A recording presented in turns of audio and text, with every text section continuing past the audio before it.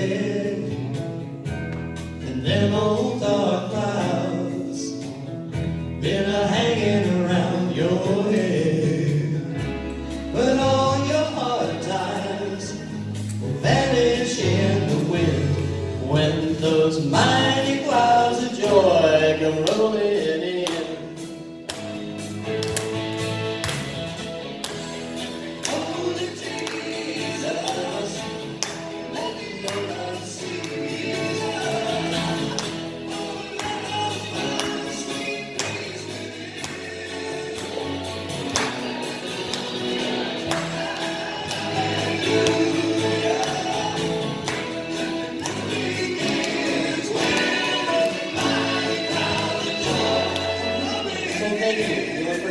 Kudos and clapping this morning would be Melissa. Okay?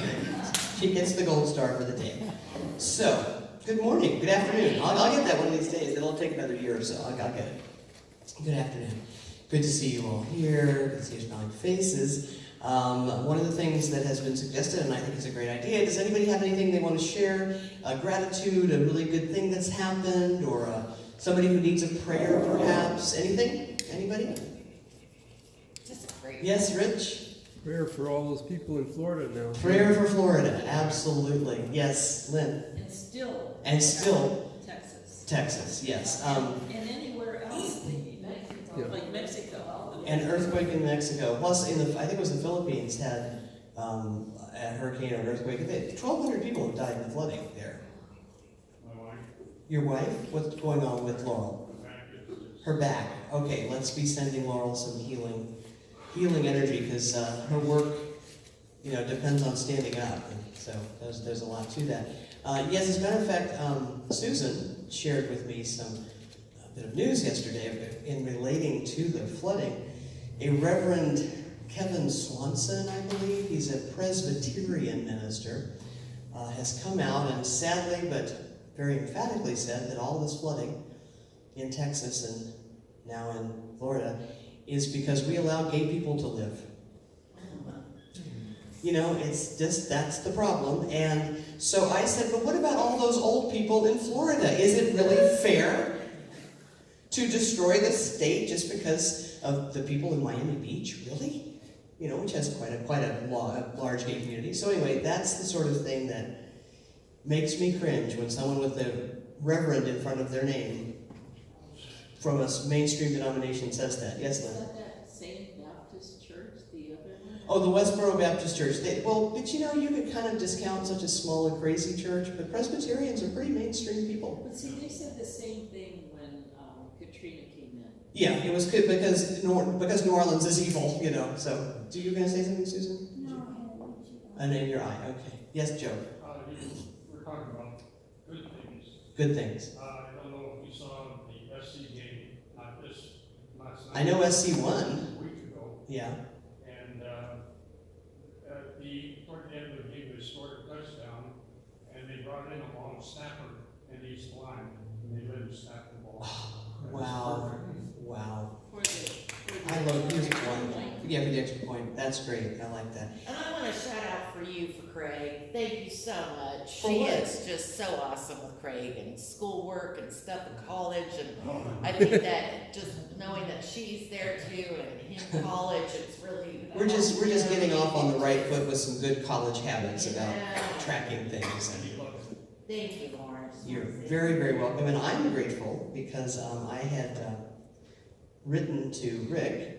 He's always there in the back being very quiet. I had written to Rick and asked for a recommendation because I figured he knows everybody and he lived here a long time that I don't know, and I needed a plumber because I thought the toilet was leaking and the laminate floor was rising, so I knew something was bad. And he calls me back and I said, so who can you recommend that'll be honest and won't jip us? And he said, me. And I was going to say, he wasn't being arrogant. He wasn't saying he's the only man in town who can fix plumbing. He was the only one he would recommend. So this gentleman came after having a really tough week helping someone else with construction. He came to my house yesterday. And he pulled the toilet, and he fixed everything, and he put the new seal, and he put it all back, and he, of course, wouldn't take a thing for it except a hug. So let's give him a hand. And so that's the kind of thing that I'm just so grateful for, to have this in my life, have people I can turn to. So anything else before we move on? Anything else? Okay. Let's go to our opening hymn on page 4. It's that time. It's been about 6 weeks since we've done roll call. Page 4.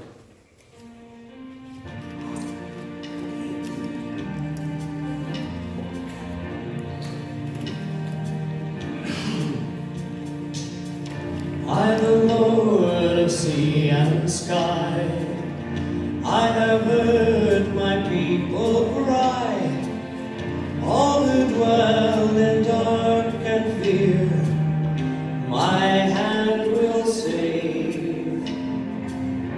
I who made the stars of night, I will make the darkness bright. Who will bear my light to them?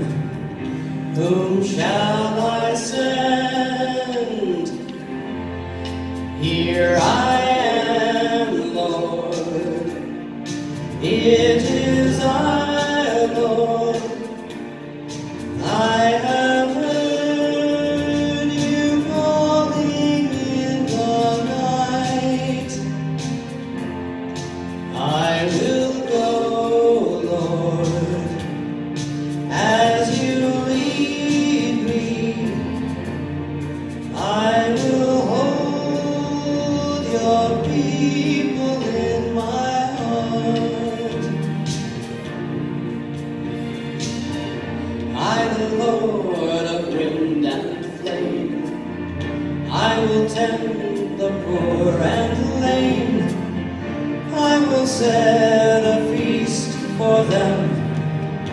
My hand will save. Finest bread I will provide, till their hearts be satisfied. I will give my life to them. Whom shall I send? Here I am, Lord. It is I, Lord. I have heard you calling in the night. I will go, Lord, as you lead me. I will hold your people in my heart. And those of you who would like to stand, please do so. Good job. Here I am, Lord. It is I, Lord. I have heard you calling in the night. I will go, Lord, as you lead me. I will hold your people in my heart. Thank you. I love that when we do that, we know we're talking about all people, holding all people in our hearts and in our hands, because we remember a very important principle, and that is that we are the outpicturing of Holy Spirit. Yes, Susan, dear. I don't know if I missed the announcement about Warren. Yeah, you'll see Warren's picture on the back of the bulletin. I do know that the memorial service for Warren is going to be at the Fairhaven, the Mission Viejo branch. I don't know if it's a Fairhaven anymore, it's just the Mission Viejo place, on September 23rd, which is a Saturday. That would be 2 weeks from yesterday. I'm sorry, I've forgotten the time. But for those of you who went to Gloria Here's service, his wife, it's at the same location in Mission Viejo, and I'm sure Reverend Linda will be doing the service. I do not have a date for Gail Stalker's service. I talked to his daughter, and they're just having some paperwork things going on, and so she said nobody is in a big rush, but we're definitely having it. And I said, well, I had this sudden, Friday night, in the middle of the night, I went, what if Larry, the service counselor, didn't call me? What if there's a service and I'm supposed to be there with a talk and I'm not? And I was just having this sort of like, oh my God. So I called her, she was very sweet. She said, "Don't you worry, Reverend Lauren." She said, "We wouldn't do this without you and the Heartlighters." So she said, "He loved you. He loved you all." So very good. So let's now just sit back, take a deep breath, relax.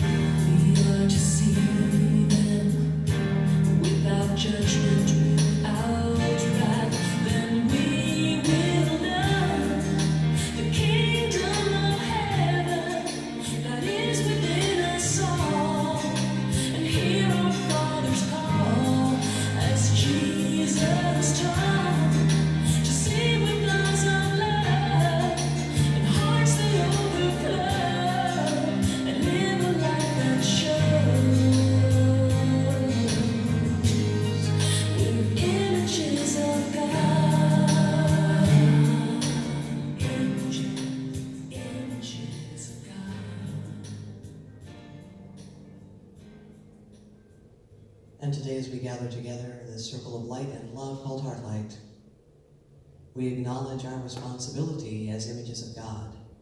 We acknowledge that our mission here on planet Earth at this time is to see with the eyes of love, to treat people without judgment, without anger, without fear, to show people the best of who they are, to live the golden rule every day of our lives.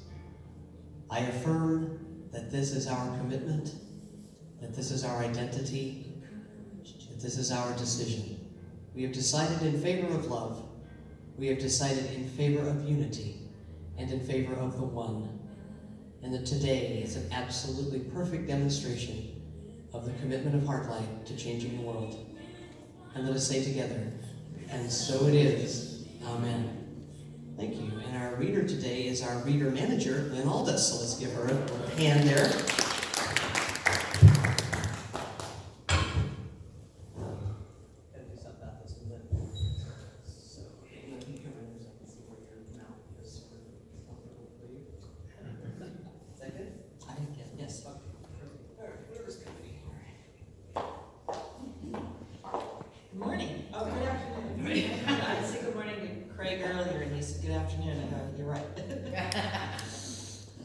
This is from 2008, and the title is Photosynthesis, and it was written by a lady in Los Angeles. Thou shalt love thy neighbor as thyself. Mark 12:31. From the Science of Mind, page 52.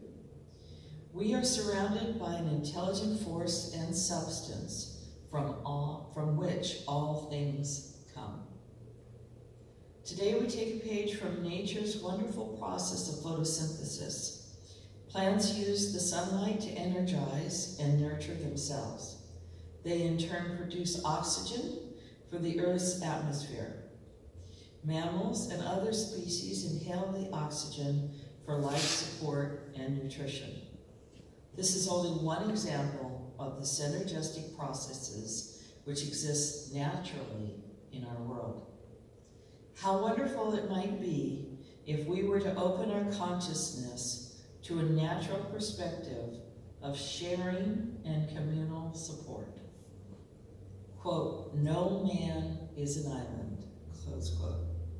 Let's take a bit more conscious responsibility for each other. Give a gift of unconditional, positive regard to everyone in your life. Sense, feel, and know that the presence and power within you radiates the lives you touch through the divine generator, God.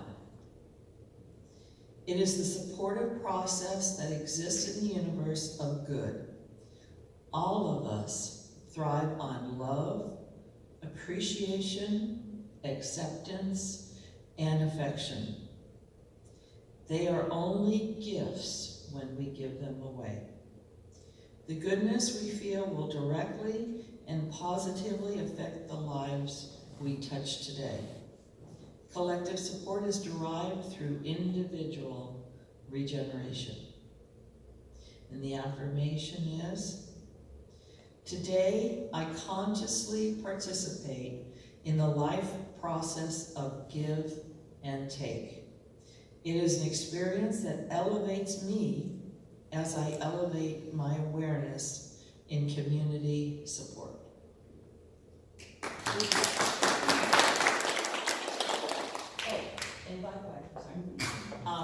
And I have Susan in 2 weeks, and maybe Melissa next week.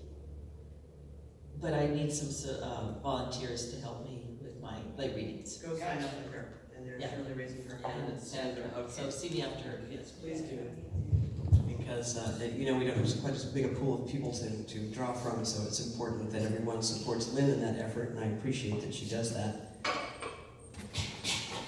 And I like what she said about showing people who they are. You don't show people who they are by judging them, by being angry, by calling them names, by saying they're stupid, they're wrong. That isn't showing someone who they are. That's showing someone what you think based on your own ego and your fears. So when we give consideration to showing people who they are, that means starting out with love. And again, it doesn't mean that we accept behaviors that are unacceptable to us, but it does mean we don't judge them.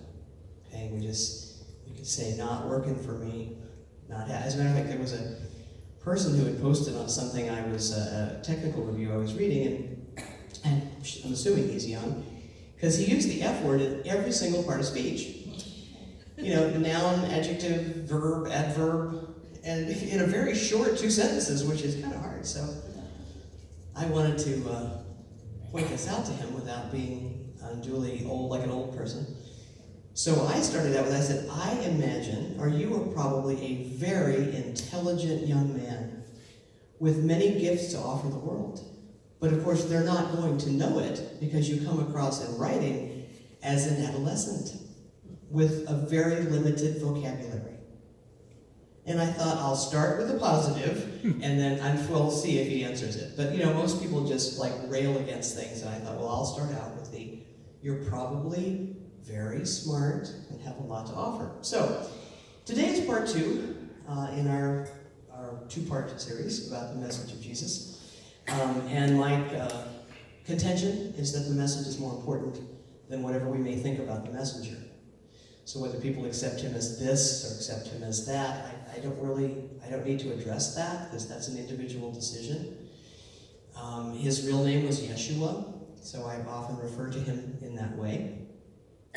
We've pieced together the story of his life, not from all from the New Testament, parts of the New Testament and other places. We know that he was a good son, and he was a brother, that he was very well educated in the history of his people, in the prophecies of his people, and of his Hebrew faith. We also know that he was initiated into the philosophies and esoteric teachings of the Essenes, which, as you all know, is one of what we might think of as the mystery school. We know that he honored his roots, he honored his traditions, but he was not bound by them. And so why was he a person who came to our planet? I believe that he came here to say, you know what? The things that went before were working for my people, but we need to move on. We need to evolve.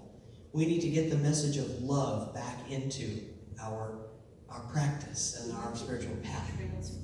We need to transform. Yes, thank you. I actually did write it in, but that'll be an extra one. We need to transform our path. So we know that his teachings were infused with love. We also know that there are many, many contradictions in the Old Testament, many contradictions in the New Testament, and we have a pretty good idea why that is. So I won't go into that a lot.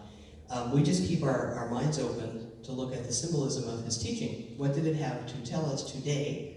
And part of it is exactly what, Lynn started right out with the golden rule, and it's exactly what this is about. So, the most accurate arbiter of what is true is who?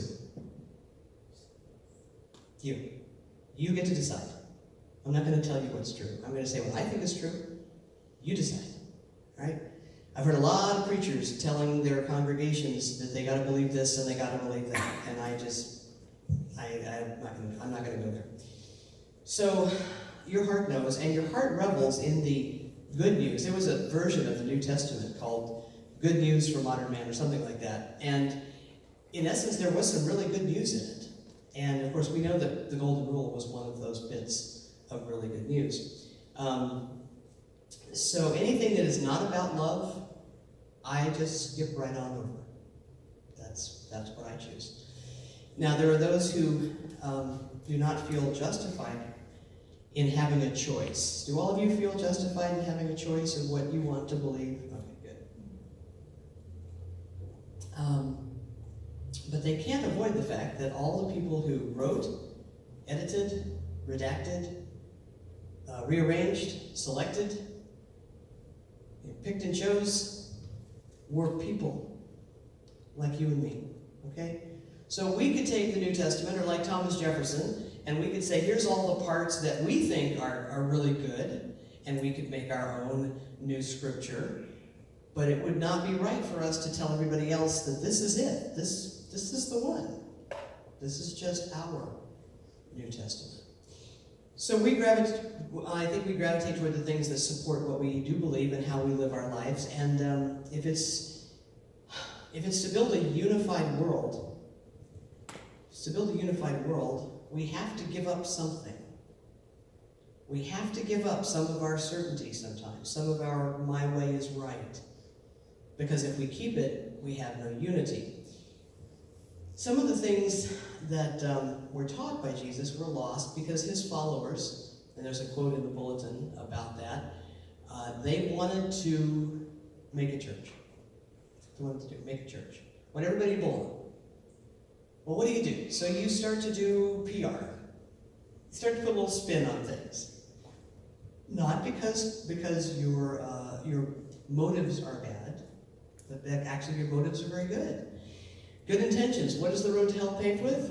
Good intentions. So they decided that heretics must be ignored or silenced. Anybody who contradicted what they were saying. So depending on where you stand, anyone can be labeled a heretic. Although I think I'm right up there. I think I could get the Academy Award for heresy if I just tried harder. So we're just going to continue our quest for knowledge and enlightenment and defy dogma and people's accusations. And there's a great saying in England, might as well be hung for a sheep as a lamb. Might as well just go the whole route. Just go ahead and be a heretic. She's like, you're thinking about that. Okay, I'll put it in a sports metaphor. Go big or go home. How's that? Go big or go home. We get to decide what the true nature of God is. And we know, as I had, there was a sign on the wall of our sanctuary, Golden Circle, and I think I took out one of the words because I just wanted a present tense that says, the truth sets you free. Not can, but the truth sets you free.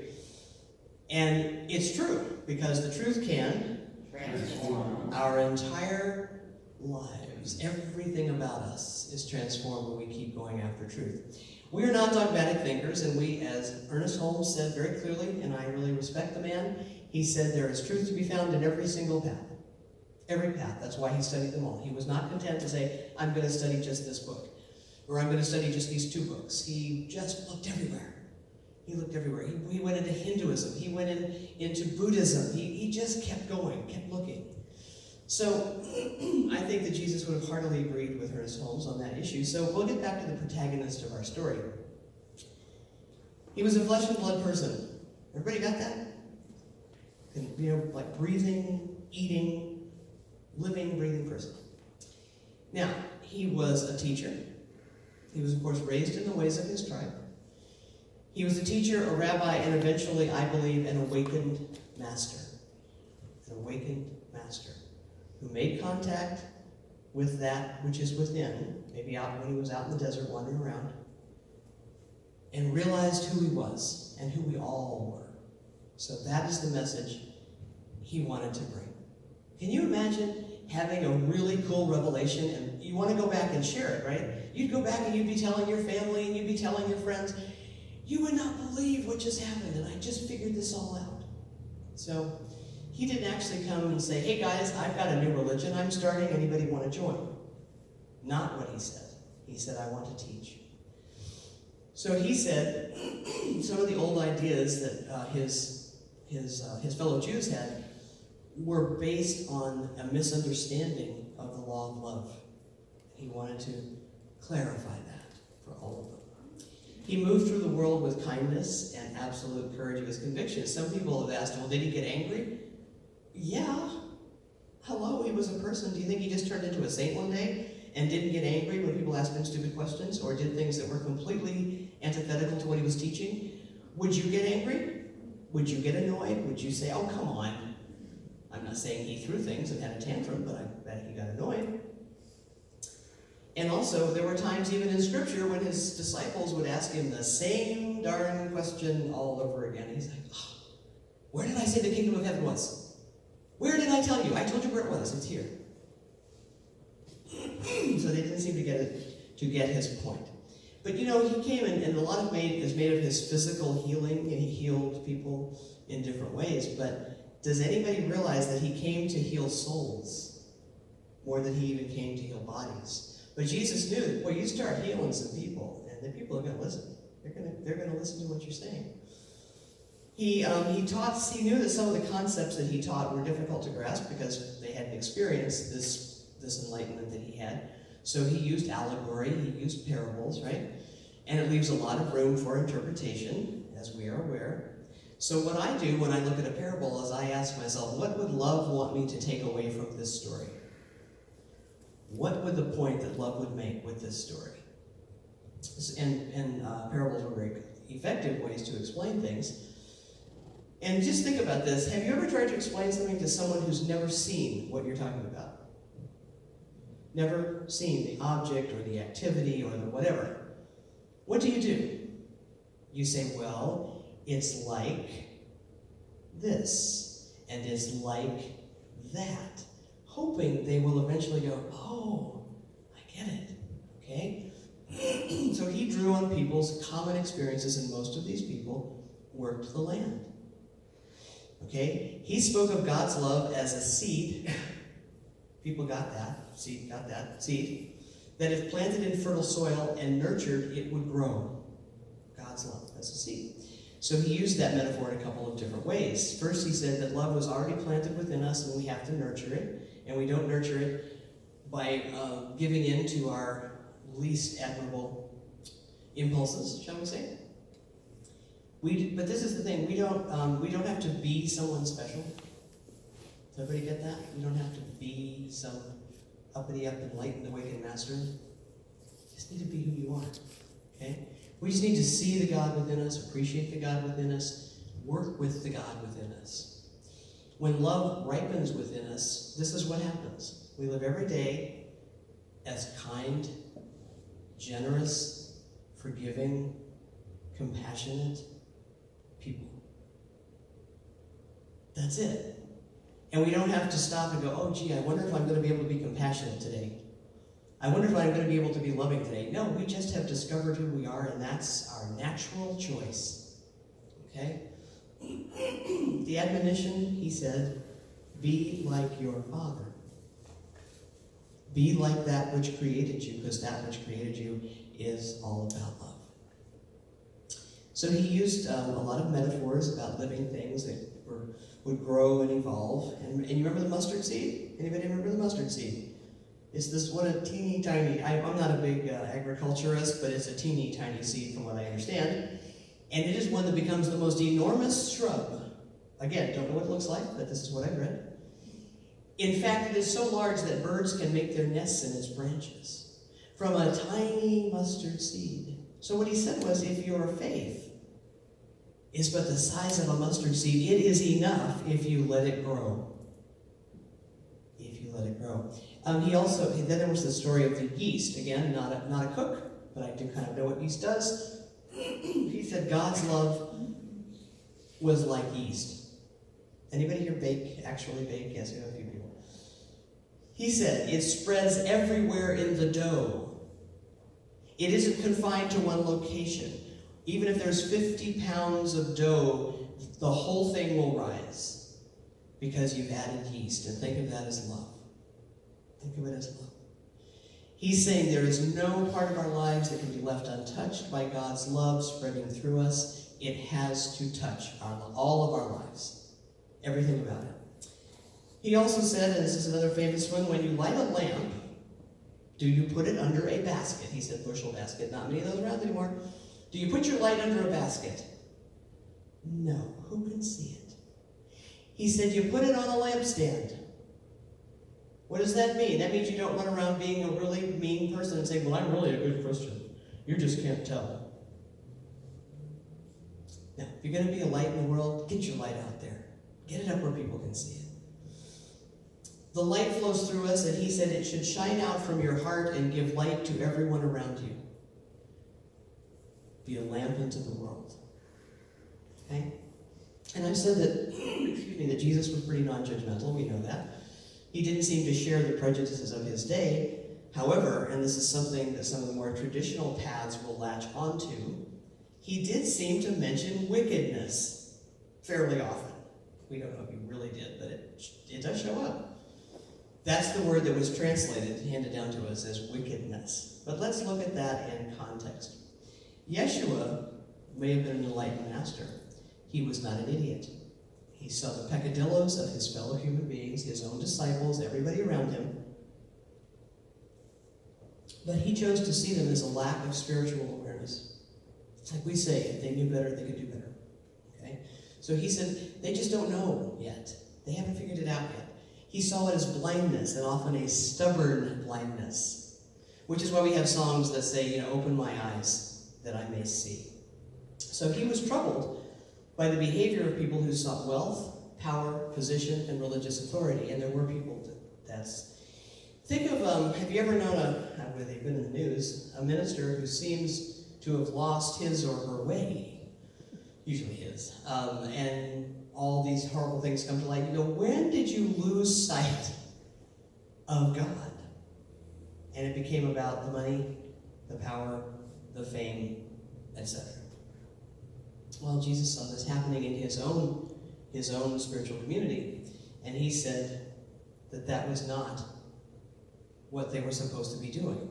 Saying, I'm the Pharisee, I'm the religious authority. It's like, no.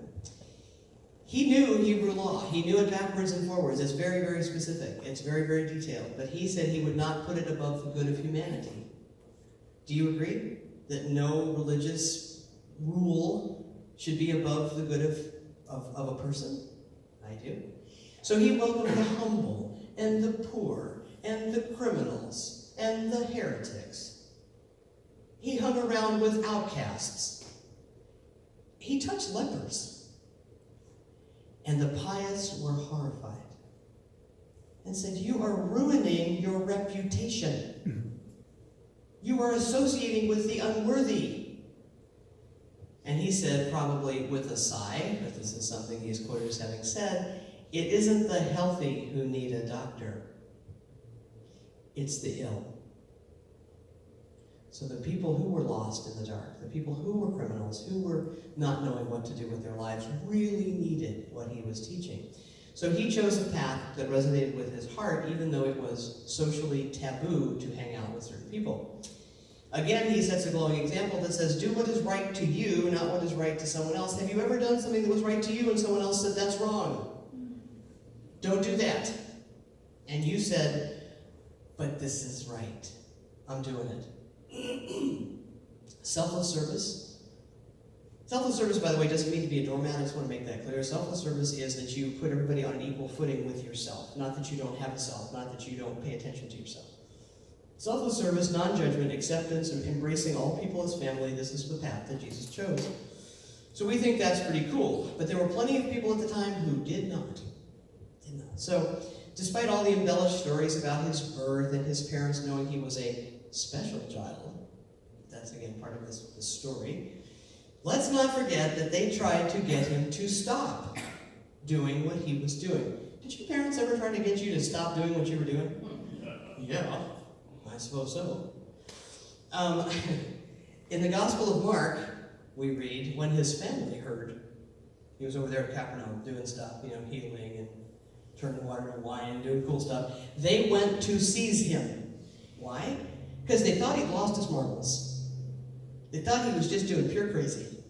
And he was going to embarrass them in their own community.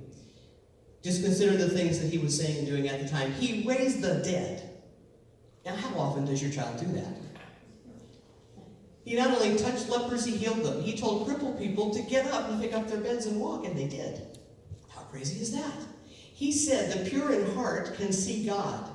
Anybody that's pure in heart can see God. He said adults should be like little children. He said that the kingdom of God was already here, that we weren't going to go someplace else. And he said that all people were equal in the eyes of God. That was not part of the program at the time. So they dashed off to Capernaum, and Yeshua told them that his heart had opened to recognize a much bigger family. It sounds mean the way it's put in the New Testament, basically like, get out of here. I don't care about you anymore. And that's not what he meant. He meant, I have now have a much bigger family than just Miriam and Joseph and his siblings. He said, I'm part of this big family called humanity. So his ministry was very brief, yet very powerful. According to Scripture, he was very young when he died. But here is where, for me, the priceless treasure of this beautiful message starts to get lost in legend and the fulfillment of prophecies, because they were really big on fulfilling very ancient prophecies. Some people will always cling to the idea that their hero is somehow superhuman, right? We've got Superman, Superwoman, Wonder Woman, right? They're our heroes. At least they are noticeably superior to other beings, because if you're going to worship them, they darn well better be superior to other beings. So to those who were passionately determined to spread the message, Jesus had to be larger than life. Right? He couldn't just be a guy. So I'm sure I'm not the first or the 10,000th person to see the tragic irony in this idea, because Jesus wasn't bigger than anyone, and he didn't ask to be seen as bigger than anyone. His message does not fit a man who was seeking martyrdom or fame. He was not telling his devoted followers to run out and, you got to get me some more people in here in these talks if I got to have more butts in the seats. He was not saying that. He was not saying, you got to get some good PR out there in Jerusalem.